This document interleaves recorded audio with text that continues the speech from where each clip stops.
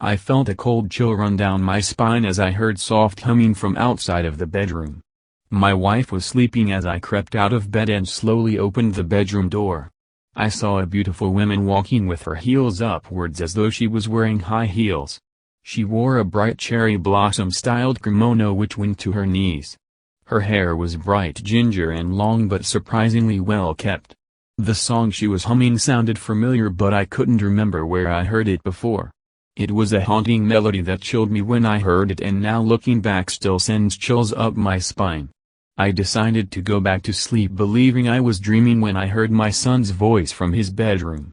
I ran to my son's bedroom as fast as I could but when I got there my son was laughing while the woman in the red kimono was holding him. I noticed she was wearing red-trimmed glasses. She was smiling and I remembered my wife's dead sister for a second. The woman looked at me and said, "You believed her lie? That I was dead?"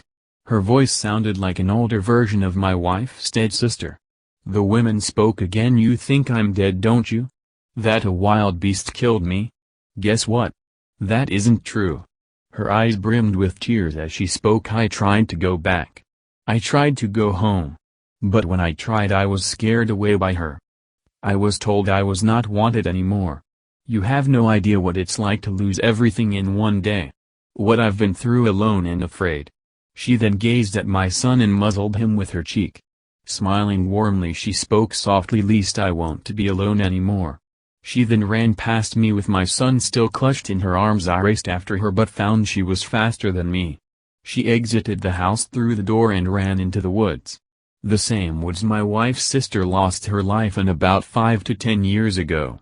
I watched her until she faded into the darkness begging her to give me back my son. I know that woman couldn't hear me anymore but I didn't care. My son had been kidnapped and I felt helpless to stop it. I began to cry right then and there. After an hour of crying I began to have flashback after flashback of my wife's sister. Then I remembered what the woman said and I realized that the woman looked like my wife's sister. I walked back to the bedroom as my wife was sitting on the bed. She saw my tear-soaked eyes and said, "Sweetie, are you okay?" I told her about the women and that she took our son. My wife was shocked. I then told her the women looked like your sister. I don't know if it was her but it looked like her.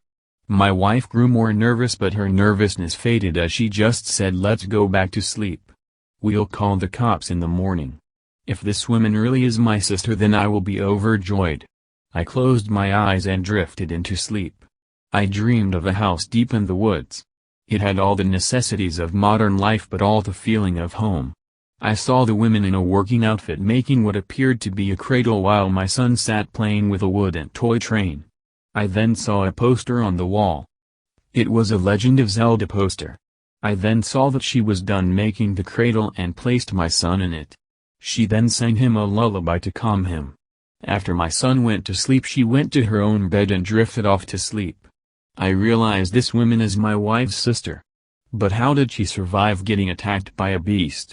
Where did all this stuff come from? And why did my wife never tell me her sister survived?